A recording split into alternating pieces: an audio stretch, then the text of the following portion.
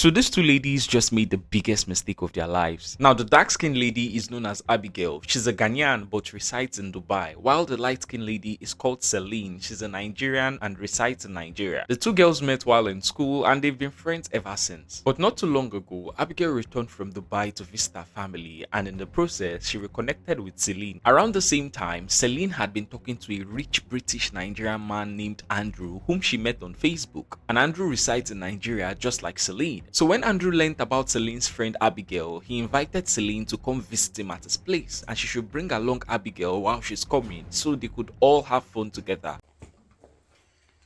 There are more questions than answers. We ask questions because we want answers. Absolutely. But there are times when we have no choice but to question the answers that we get. And that's exactly what is likely to happen today. Yes, absolutely. Good day, members of the panel.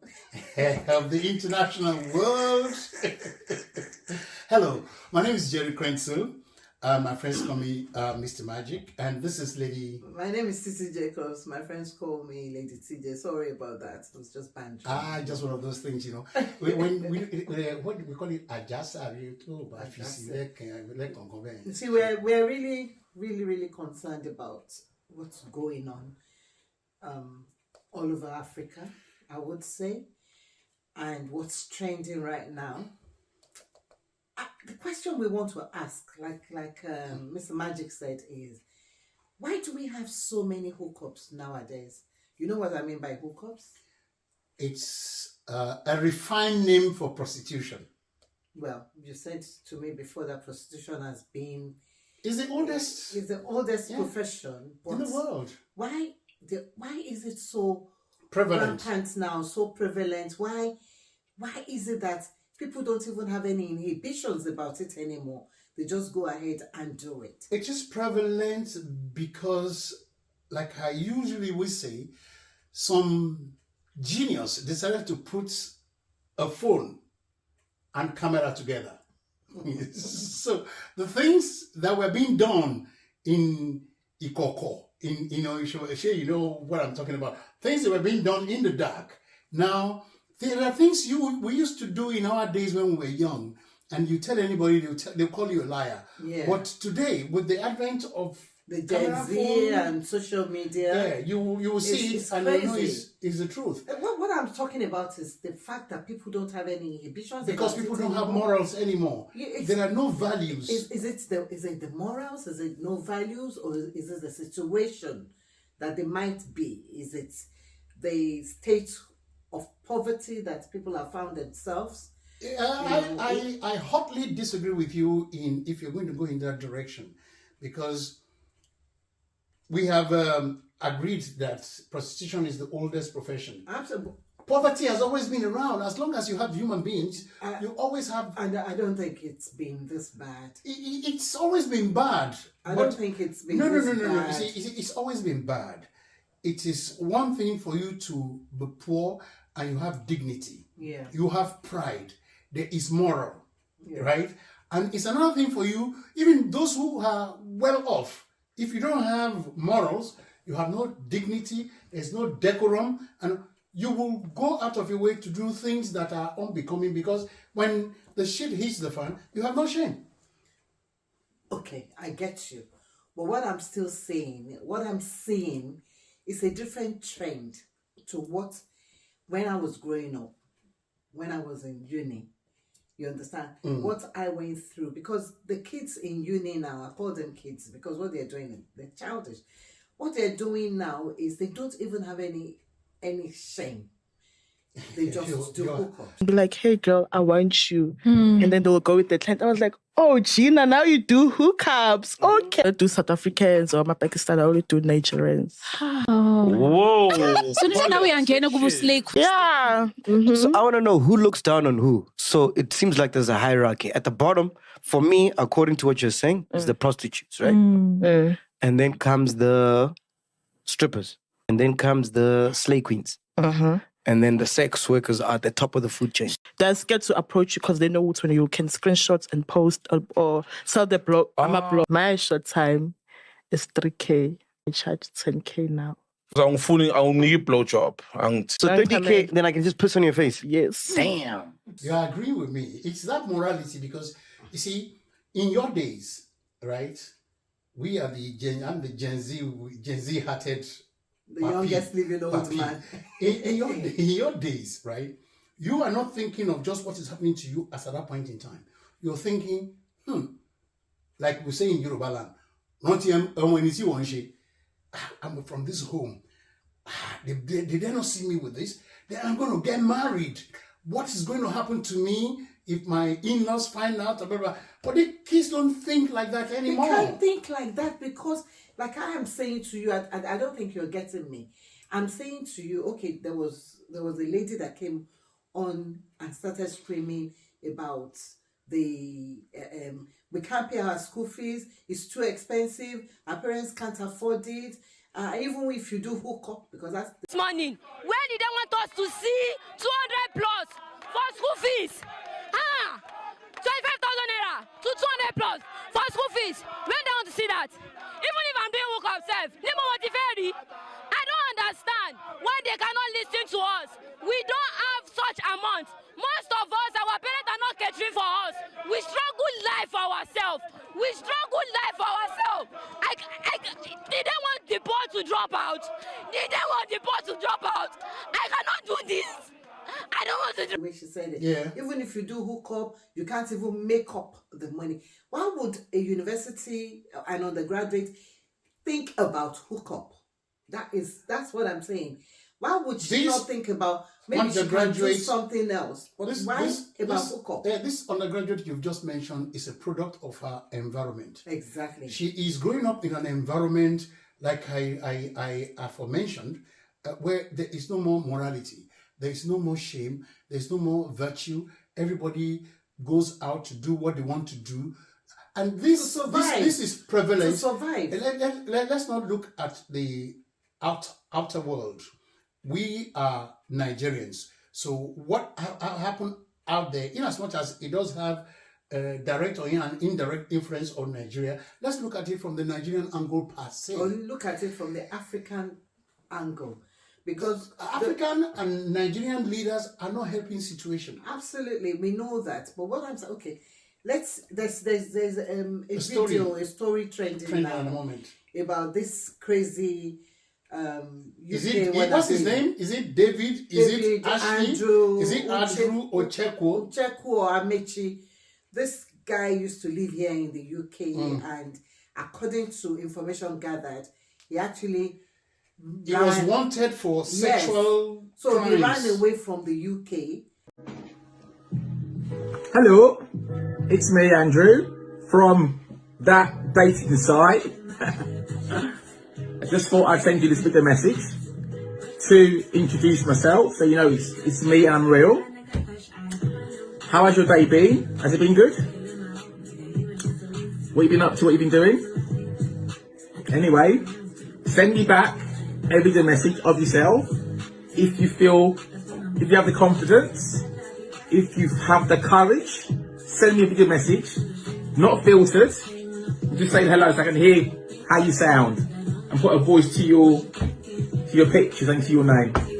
All right, girl, you take care. Bye.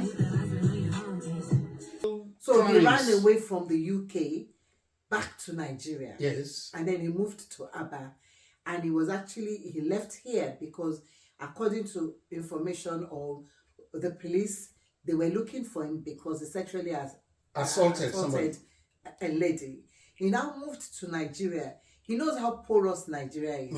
He knows how easy it is when you have a little bit of money to be able to lure all these girls. You understand? And he succeeded in luring a lot of girls, telling them... The ones that is exposed him now, which is now leading to other girls coming out, is the story of Celine and Afibah.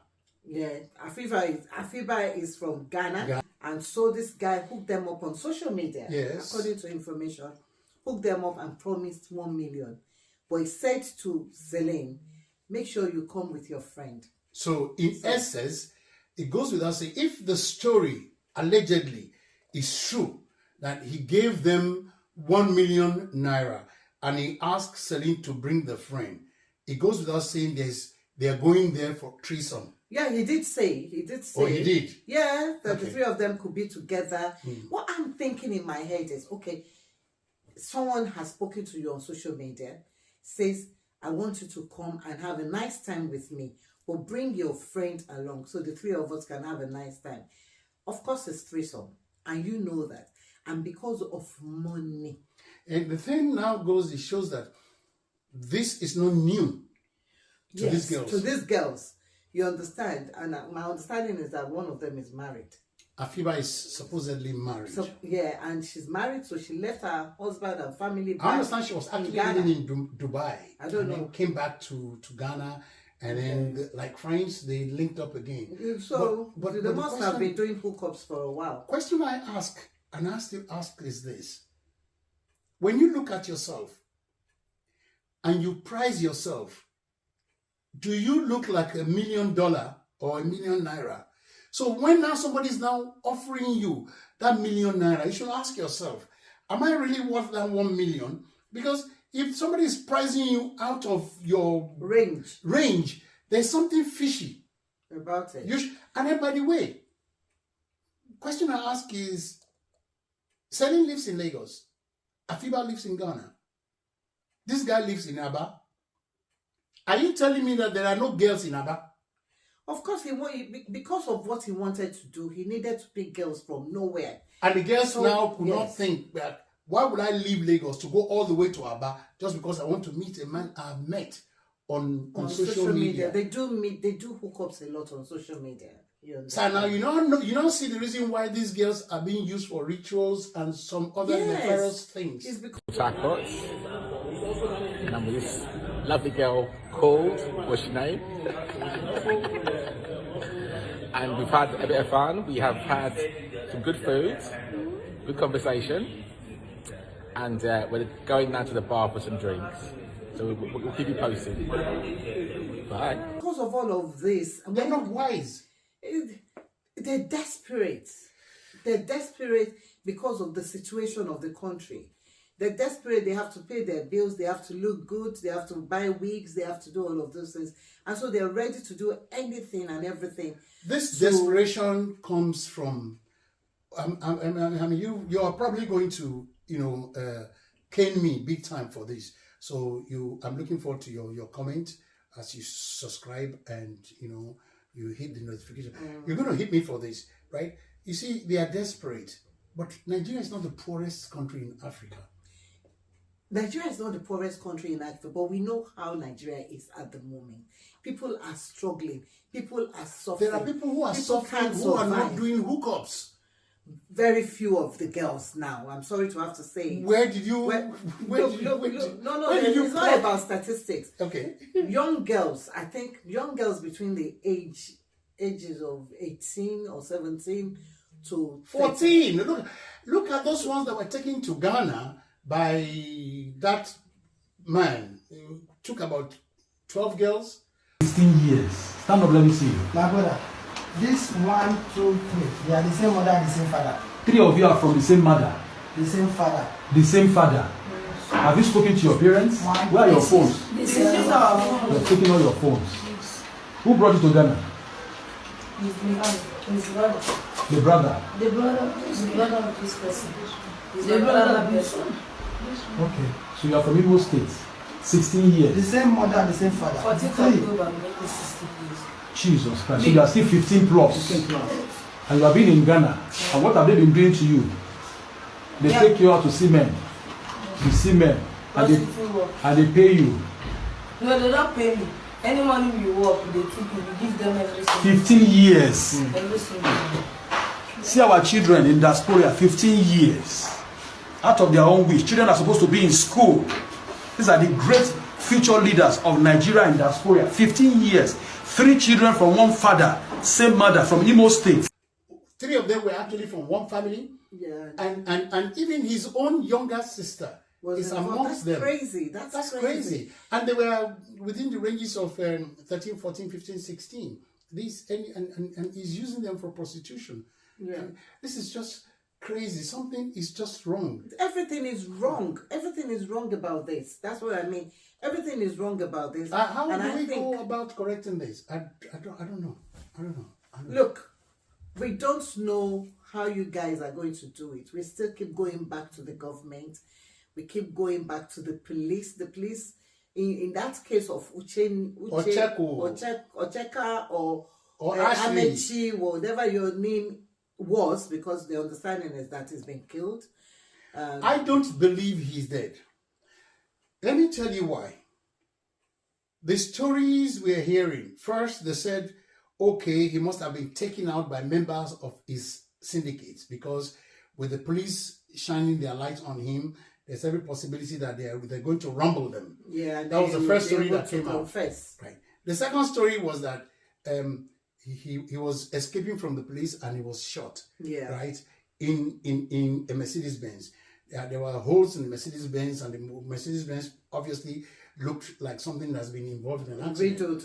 Then the third story says he was in the police custody. If you were in the police custody, how did you end up in a Mercedes Benz that you're using to escape? No, he was in the police custody. Okay. And then I think the government in Ghana wrote a petition to the High Commission, to the Inspector General. The government in Ghana, through the Ghana High Commission, petitioned the Inspector General. And then they sent their own delegates from Abuja to go and pick him up. What they said is that on their way, when they picked him up, he was in their van, the police van. The vehicle. But what I don't understand is, why did they take the Mercedes his Mercedes with them? So you're not saying that the story is a bit dicey. So according to the information, he took his Mercedes. They took his Mercedes, and the Mercedes kept stopping on the way. Who was driving the Mercedes? One of the police. Well, why would you put somebody? There were two policemen in the Mercedes. Why is somebody who is in police custody driving his own personal car? He wasn't driving his own personal car. Or why was he in his own personal car? No, that's what I'm trying to explain to you. What they said was that then the Mercedes kept stopping, and he's the only one that knows how to switch it on. It says every 1 hour that it will stop, and then he has to be able to press something. That's the question I'm still asking you. If the Inspector General of Police in Nigeria had asked his own special squad to go to Aba to go and bring this guy from Aba to Abuja, why were they using the suspect's vehicle? That is the question.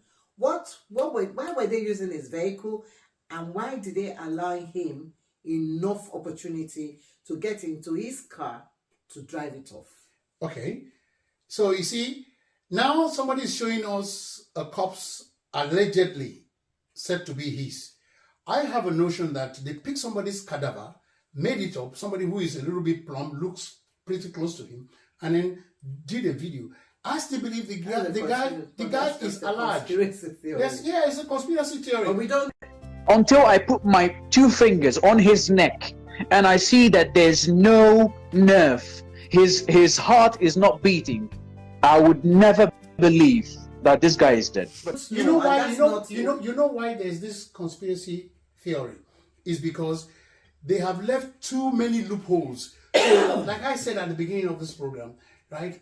We are not questioning the answers they are giving to us. Yes. Up to date, the only people who are actually going out to dig out these facts are either activists or digital content creators. You understand? How come the Nigerian Police Public Relations Office has not come out with a statement telling us categorically what happened?